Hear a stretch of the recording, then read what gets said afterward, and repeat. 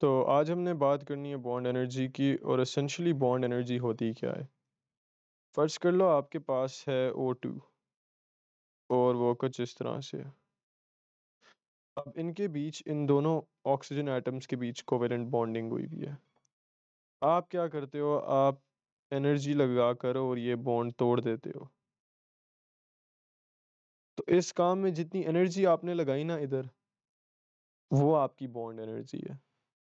लेकिन the thing is कि आपने ये एक मॉलिक्यूल के साथ काम नहीं करना, ठीक है? ये तो एक O2 का मॉलिक्यूल था ना, आपने ये काम करना है 1 मोल ऑफ O2 के साथ,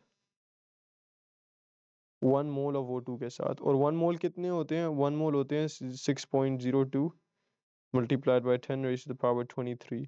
तो आपने ये इतने मॉलिक्यूल्स और O2 के साथ ये यही वाला काम करना है। आपने जाकर उन सारों के कोवेलेंट बॉन्ड्स तोड़ने हैं और फिर उस काम में जो एनर्जी लगेगी, वो आपकी बॉन्ड एनर्जी कहलाएगी,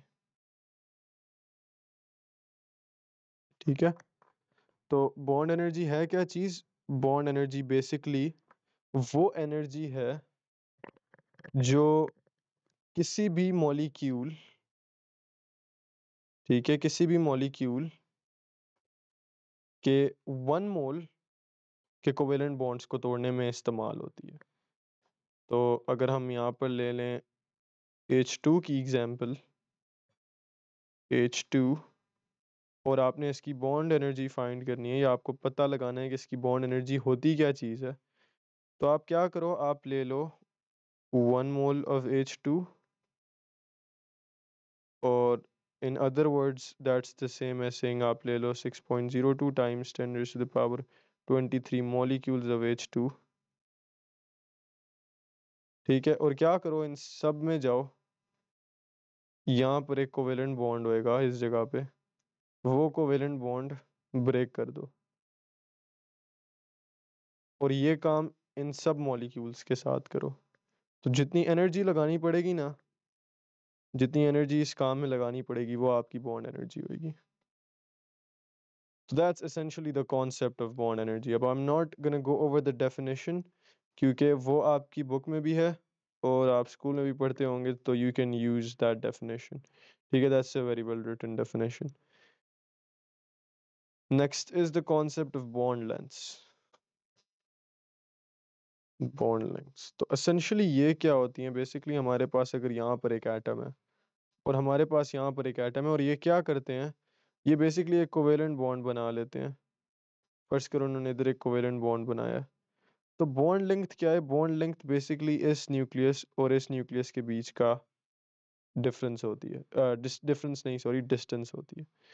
तो फर्ज कर लो ये डिस्टेंस कुछ है, डिस्टेंस x है, ठीक है? तो इधर बॉन्ड लेंथ क्या होगी? इधर बॉन्ड लेंथ बेसिकली x होएगी। दो न्यूक्लियस के बीच का जो डिस्टेंस है वो आपकी बॉन्ड लेंथ कहलाती है। अच्छा, ये बात भी हो गई। अब आपने एक चीज़ दिमाग में रखनी है कि जो हमारे ट्रिपल बॉन्ड्स होते हैं, ट्रिपल बॉन्ड्स, और फिर हमारे जो डबल बॉन्ड्स होते हैं, और फिर हमारे जो सिंगल बॉन्ड्स होते हैं, सिंगल बॉन्ड्स। तो इनमें क्या होता है कि जो डबल बॉन्ड्स होते हैं उनकी ऑब्वियसली बॉन्ड एनर्जी ज़्यादा होती है क्योंकि डबल बॉन्ड को तोड़ना मुश्किल है as compare to a single bond. तो this is more difficult to break. तो इसकी इसकी जो बॉन्ड एनर्जी है that is gonna be higher, ठीक है? और actually in fact I am gonna write this with the red pen. तो let me grab that red pen real quick. इसकी बॉन्ड एनर्जी जो है वो ज़्यादा होगी, इसकी जो है वो सबसे ज़्यादा होगी, ठीक है? और इसकी जो है वो थोड़ी-सी होगी। तो ये जो है ना, आपको बॉन्ड एनर्जीज़ अबाउट के बारे में पता होना चाहिए, about single bonds, double bonds and your triple bonds. Now there's a relation between bond energy and bond length. तो bond energy और बॉन्ड लेंथ के बीच एक रिलेशन है और वो बेसिकली एक इनवर्स रिलेशन है। तो this is your bond length. और ये क्यों? ये बेसिकली इसलिए क्योंकि फ़र्ज़ करो अगर आपके पास एक एटम इधर है और एक एटम इधर है। Actually, I'm just gonna draw this a little closer. ठीक है, और आपके पास यहाँ पर इलेक्ट्रॉन्स हैं, आपके पास यहाँ पर कह लो 2 इलेक्ट्रॉन्स हैं। तो अब इनकी बॉन्ड लेंथ जो है ना, लेट्स से वो है 2। ठीक है, लेट्स से इनकी बॉन्ड लेंथ है 2 और लेट्स सपोज हमारे पास 2 और एटम्स हैं और ये जो एटम्स हैं ये बेसिकली बड़े हैं साइज में as compared to these atoms. अब इसका न्यूक्लियस इधर होएगा, इसका न्यूक्लियस इधर होएगा, यहाँ पर इनका बॉन्ड बन रहा है और ये इनकी बॉन्ड लेंथ है।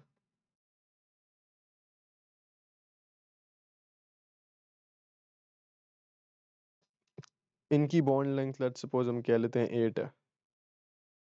तो what I want you guys to observe over here is के देखो ये दोनों मॉलिक्यूल्स एग्जिस्ट क्यों कर रहे हैं इन द फर्स्ट प्लेस?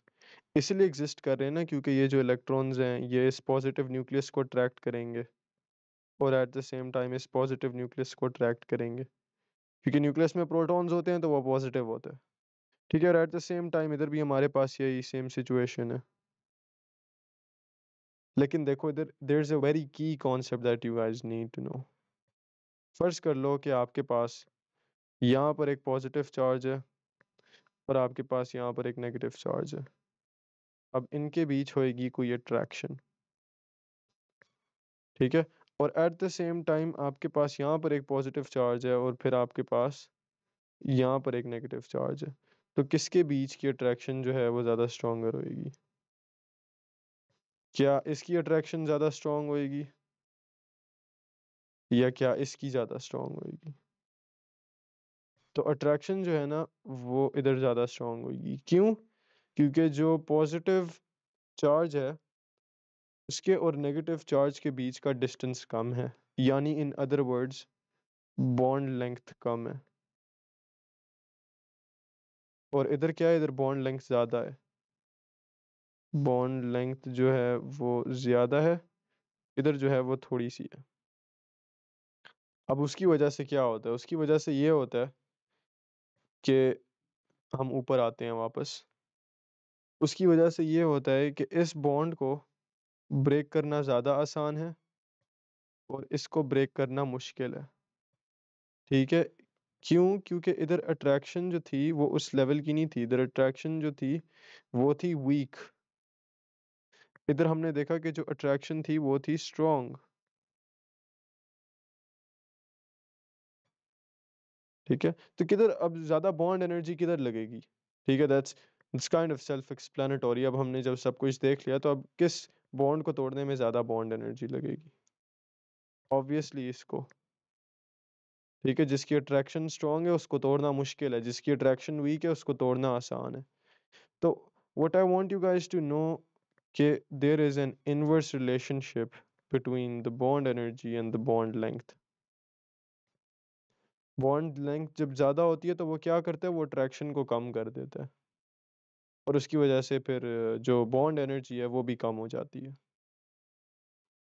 तो ये कुछ कॉन्सेप्ट्स हैं और इनकी मदद से अब जो है हम अपने कुछ क्वेश्चंस को अटेम्प्ट करने की कोशिश करेंगे।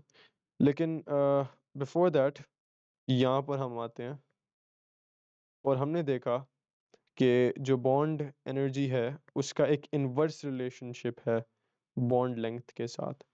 तो अब I want you guys to do is कि आप मुझे यहाँ पर बताना कि किसकी बॉन्ड लेंथ जो है वो सबसे ज़्यादा होएगी और किसकी सबसे कम होएगी। ठीक है, इस रिलेशनशिप को यूज़ करके जो मैंने यहाँ पर लिखवाया। You guys can do that in the comments. तो राइट नाउ हम इधर आते हैं और हम इन क्वेश्चंस को अटेम्प्ट करने की कोशिश करते हैं। तो हमारे पास सबसे पहले हमें यहाँ पर एक टेबल दिया हुआ है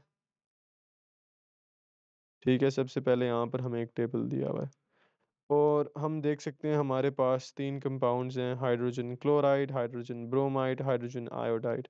और हमें पता है कि क्लोरीन, ब्रोमीन और आयोडीन जो हैं वो सारे ग्रुप 7 के एलिमेंट्स हैं। ठीक है, हमें इनकी बॉन्ड लेंथ दी हुई है नैनोमीटर में। ठीक है, this is the unit. I'm gonna zoom in for you guys, तो that is nanometers। उसमें हमें बॉन्ड लेंथ दी हुई है और हमें बॉन्ड एनर्जी जी दी हुई है अपने यूनिट्स में, जो उसका यूनिट होता है किलो जूल्स पर मोल, उसके अंदर हमें बॉन्ड एनर्जी दी हुई है। ठीक है, परफेक्ट। तो what we can see just by looking at the table इसके, ये जो है ना, what is happening here, bond length जो है ना वो इंक्रीज हो रही है, इंक्रीज। और बॉन्ड एनर्जी क्या हो रही है, बॉन्ड एनर्जी हो रही है डिक्रीज। तो आई मीन अभी हमने पढ़ा इनका इन्वर्स रिलेशन, तो दिस इज नो सरप्राइज। ठीक है, इन्वर्स रिलेशन हम पिछले पेज पे देख आए हैं, तो हमें पता है कि यही होना था। This is decreasing. ठीक है, परफेक्ट। अब हमसे पूछा क्या गया है, describe the relationship between the bond length and the bond energy for these compounds. So we already know that there is an inverse relationship. ठीक है, we can quickly write that over here. हमसे फिर पूछा जा रहा है कि why are the bond energy values decreasing in the table। ठीक है, why are the bond energy values decreasing in the table? Well, we can see कि जो bond length है वो increase हो रही है। तो उसके increase होने की वजह से क्या होता है कि जो attraction है between the nucleus and the bonded pair, ठीक है, ये जो न्यूक्लियस है और यहाँ पर एक बॉन्डेड पेयर होएगा, जब बॉन्ड लेंथ इंक्रीज करती है, सो लेट्स से ये हमारी इनिशियल बॉन्ड लेंथ थी, ये लेट्स से ये HCl है। अब HBr में हम देख सकते हैं कि जो बॉन्ड लेंथ है वो इंक्रीज कर गई है, तो now that's gonna be something like let's suppose this and let's suppose this. ठीक है, और यहाँ पर तो अब हम देख सकते हैं कि हमारी बॉन्ड लेंथ जो है वो इंक्रीज हो गई है। एंड सो उसकी वजह से क्या होता है, दिस इज आर HBr, उसकी वजह से क्या होएगा कि इनके बीच की जो अट्रैक्शन है वो कम हो जाएगी, जो अट्रैक्शन है वो क्या हो जाएगी, वो कम हो जाएगी। And so that is essentially why the bond energy is decreasing, क्योंकि जिधर अट्रैक्शन कम है तो उधर बॉन्ड तोड़ना ज़्यादा आसान है। This bond is gonna be easier to break as compared to this one. तो दैट आंसर्स दैट क्वेश्चन। उसके बाद हमसे पूछा गया है कि suggest value for the bond length in HF। तो we can clearly see a trend over here, और वो ट्रेंड ये है कि जैसे जैसे हम डाउन द ग्रुप जा रहे हैं, हमें पता है कि हमारा जो ग्रुप 7 है वो कुछ इस तरह से होता है। तो वो होता है क्लोरीन, ब्रोमीन, आयोडीन, और फिर फ्लोरीन जो है वो इधर ऊपर आता है, जो फ्लोरीन है वो इधर ऊपर आता है। तो हम देख सकते हैं कि जैसे जैसे हम इधर नीचे जा रहे हैं तो हमारी बॉन्ड लेंथ क्या हो रही है, बॉन्ड लेंथ इंक्रीज हो रही है। ठीक है, तो इसका मतलब है फ्लोरीन जो है उसकी बॉन्ड लेंथ छोटी होनी चाहिए। ठीक है, उसकी बॉन्ड लेंथ बॉन्ड लेंथ छोटी होनी चाहिए एज कंपेयर टू क्लोरीन। तो we can say any number below 0.127। let's just go with कोई भी नंबर वैसे आप बोल सकते हैं। so let's just go with 0.119। ठीक है, nanometers, let's go with that। So that is how we use the concept of bond length and bond energy to answer questions like these. Thank you for watching. I'll see you guys in the next one.